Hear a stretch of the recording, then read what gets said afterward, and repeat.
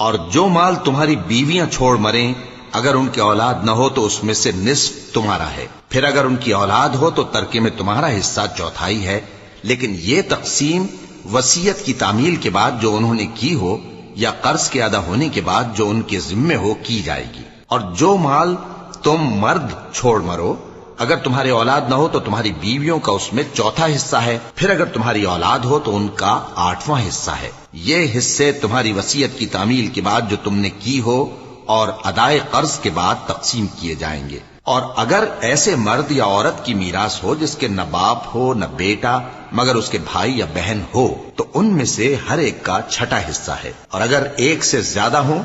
تو سب 1/3 میں شریک ہوں گے۔ یہ حصے بھی بعد ادائے وصیت و قرض بشرطے کہ ان سے میت نے کسی کا نقصان نہ کیا ہو تقسیم کیے جائیں گے۔ یہ اللہ کا فرمان ہے اور اللہ نہایت علم